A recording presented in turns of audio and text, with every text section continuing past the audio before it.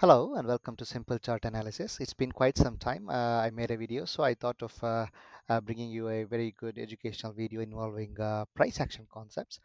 One of the important price action concepts is change of behavior. As the name suggests, you can spot the change in behavior in price in any asset class.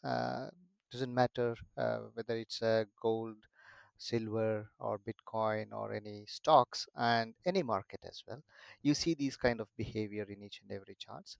So I'm going to explain to you in a very simple way so that you can easily understand and also implement in your trading analysis. And this way it helps you in identifying very good high probability trade setups. So change of behavior, for example, let me say this is on a 1 hour time frame. I'm taking this. I'm going to show you my live trades as well. This is BSE stock, but as I said, you can implement in any asset class you want to trade. I will show you in silver as well, the same kind of concept that has been implemented. So this is BSE stock on a 1 hour time frame. And as you can see, there was a strong move from this point to this point. So I expect the same thing to happen when the price reaches here, and it should display the same kind of behavior. If not exactly the same, at least it should find some good sellers up there. That's what I was expecting. If that doesn't happen, then we call it change of behavior. So as you can see here, I wasn't interested in buying or anything until this point here because I didn't see a synchronized pullback. That's what I would call. For example, this is one leg from this point to this point, and to this trending leg, I want a decent pullback. So at this point, I won't consider this as a decent pullback. I mean, in terms of number of bars as well. So after this point, it got me interested, and that's when I started analyzing this particular chart. And as you can see here, price just went sideways instead of going down, which I was talking about just a bit earlier. I see a change of behavior in this. Okay, it used to I was expecting it to come down, but I didn't get a good proper selling opportunity. As well as I said, I was waiting for a decent pullback. Only then I wanted to enter, and I didn't get a good selling opportunity there. So then I noticed that there is a change of behavior uh, because it went sideways instead of coming down. Now what I do is, after this orange line, that's where I saw a decent time correction, you can say, because it's not a pullback as such, but it spent some time here at the top instead of coming down. So I went to 15 minutes, and let me go to that point here. So this is the orange line that I was talking about. And as you can see here, if I draw a trend line from this point after that orange line, it went like this. So it broke the trend line on 15 minutes. So I think that was enough for me, a good reason, because you have to understand it's not just the break of the trend line. There is an overall analysis that uh, encouraged me to take this trade. As I said, the main thing was a change of behavior which went sideways instead of coming down. So it didn't find sellers for the price to come down. And if that happens, then usually buyers do come in and take the price higher. And also, you have to understand that this particular stock has been in an uptrend for quite some time. If I zoom this out like this, you can see this stock has been going up. So it's always a good opportunity to buy whenever you get a good risk to reward ratio. Then you can buy. So that's why I spotted here. So don't assume that it was just a break of the trend line on 15 minutes. There's a lot of other things that I explained, so you have to consider all those things before taking a trade. So after this here, I took a trade, and my minimum risk to reward ratio will always be 2x. So if I take 1x risk, and 2x will be my reward, I enter the close of this bar, and my stop loss was, as you know, most of you know that I normally put, if the bar is too big, I'll put the stop loss at the same bar. If not, I will take the second bar from the entry bar. So that's what I do. So I kept the stop loss somewhere here. I think it was around 30 points was my stop loss. I don't know if I can do it here. Okay, so 30 points was my stop loss, and 60 points, which is 1:2, was my target, which comes somewhere here. Okay, there you go. So I got this here. So 60 points was all I was looking for, and it went sideways for throughout the day, and then uh, all of a sudden it made a huge gap up, and that's when I closed my position because it clearly hit my target, and in fact it was more than double. I think it's 1:3, I guess. So I closed the position there and then waited for the next opportunity. So let me show you a quick screenshot of the trade. Obviously I won't be showing my private details here. It's because of privacy. So as you can see, my entry was oh, by the way, I traded in options. And one more thing I want to tell you, don't take these options route without knowing exactly how they work. It's very important. If you don't know the how options work, option Greeks and everything, so it's better you stick to cash market or futures, wherein no option Greeks comes into play there. I mean, most of the option Greeks don't come into play. So my entry was around 83 rupees, and I took, as you can see, it was slightly out of the money strike. I went for 2800, and the price was somewhere around 2820 or something. So slightly out of the money. Sorry, 2800. I think it was 2780 or something. Yeah. So I took at 83 and closed at 133. Around 49 rupees was my profit. So the next day, as you can see at the open around 9:30, I closed this position. This was my entry and this was my exit price. Don't worry about the lot size and everything, and you don't really need all those things. You just need to focus on the concept, and you can uh, use the quantity whatever you can afford according to your investment and risk appetite. Okay, so let's go back to charts here, and it hit my target. And while on this options thing, I just want to tell you very briefly, if this interests you and if it kind of confuses you as well, I want to make one thing clear.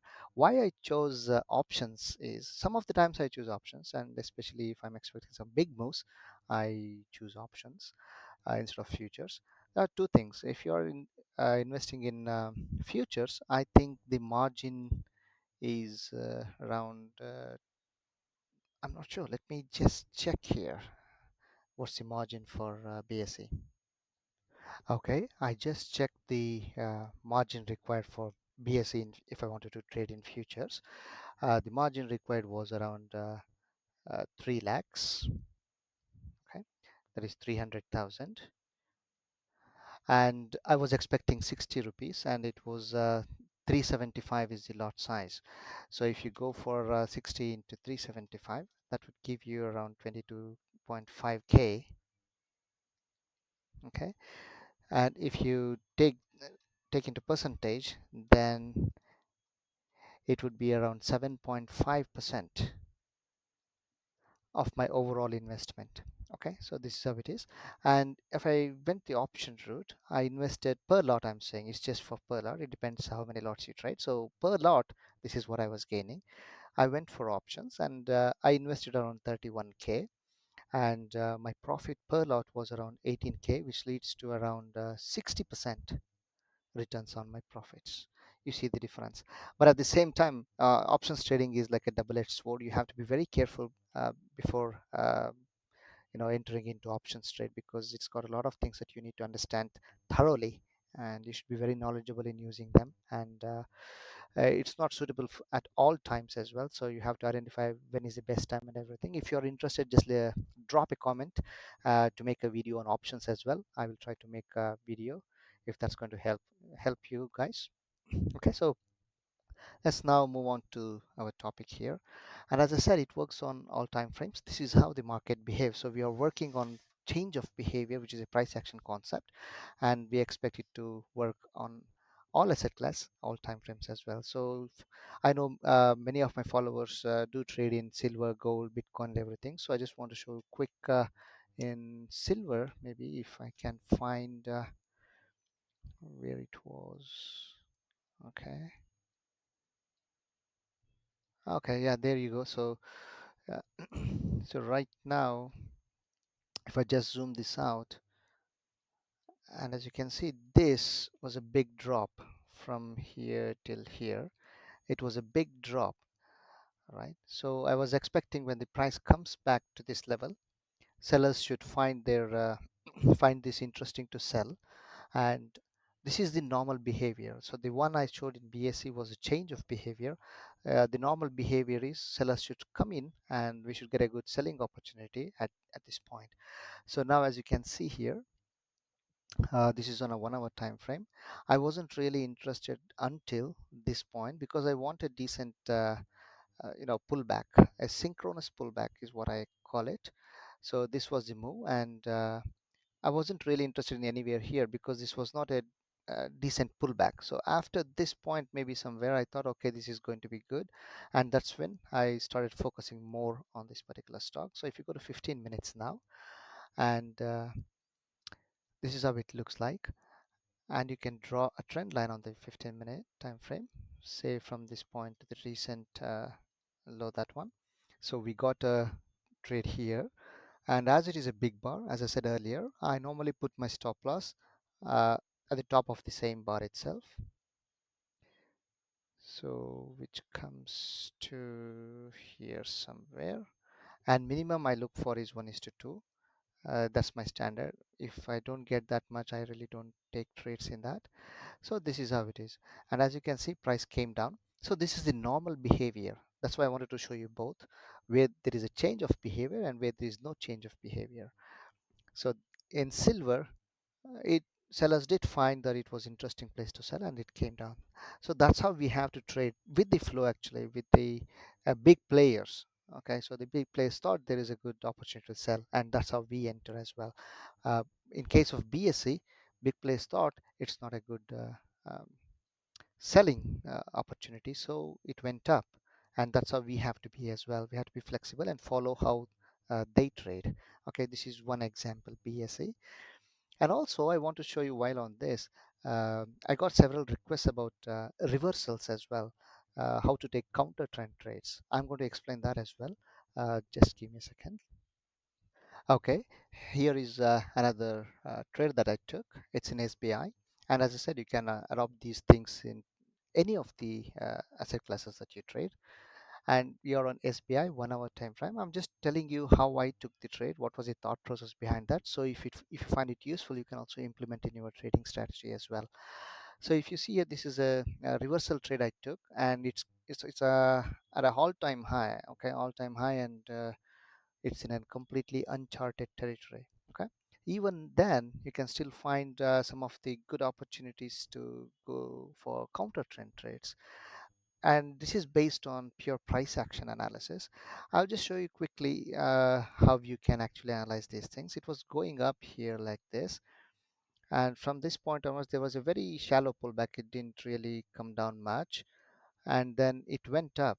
But if you compare to the previous pullback, this one was much deeper, and then took longer time to go up from there, and that kind of was validated when it didn't go much higher. Okay, you see the difference between let me just point out some of the things here. See, from here to here, it was quite a decent high, but from here to here it didn't really move higher. And also the pullback from here to here was very shallow, and even it is also shallow, but it came much deeper compared to the previous one. So that's a change of behavior for me. And then when it went up as well, it didn't really go much higher. So that's not only the reason for me to take the trade here. And now you can see here on this particular bar here, it broke the recent swing high of this and then got back in. So that kind of price rejection, even then, it's not a reason for me to take the trade or take the sell trade from this point. I waited actually, and then this is where I kind of got interested in this particular stock to see if I can find a counter trend trade. And when I went to 15-minute time frame and I saw this, so I simply drew the trend line from this point to this point here.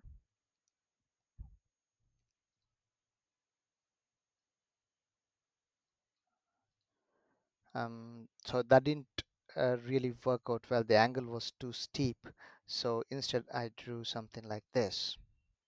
Okay, so I wanted to make sure, as I said, on 1 hour, if you see here, it was still going up, but at this point I thought it failed to go higher and broke the 15-minute trend line. So that kind of helped me in taking a trade, and I thought a decent risk reward ratio was on. And as I said, I normally take 1:2 risk reward ratio. So this one, and then as it was a big bar, I just took the high of the same bar as a stop loss, and I went for 1:2. Somewhere here was my target. Okay, so and as you can see, it hit my target. And because it was coming so fast, I actually didn't close here. I thought maybe I can extract a bit more, but it started going up on an 1 hour as well. If you can see here, it started going up and it was quite strong as well. So that's when I decided, okay, I have to close this. And then probably on the next day I closed. Okay, so this is how I take the trades. And this open is looking a bit odd here. I think it was somewhere here, slightly lower. So my target was somewhere here itself, 1:2. So anyway, that was the thing. And let me show you quickly the screenshot of the trade I took. Here it is. Again, it's in options. As I said, you have to be very careful. It's not just about it takes less money you have to trade in options. You should find a really good situation as well. The circumstances should support you for taking the options. And I went slightly out of the money as well, as you can see, 1,200 put, and I bought at 22.7 and closed at 26.05. It might look like a very small number, but my risk was also very low, and that's why I trade in a higher number of lots, so that my risk is always consistent or even constant if I can. And again, it worked out well. Instead of taking in futures, I took in options for the same reasons I explained earlier. I hope this video was helpful for you guys. Let me know if you need any specific kind of videos that you like, and I will try to make those videos in future. Thank you very much.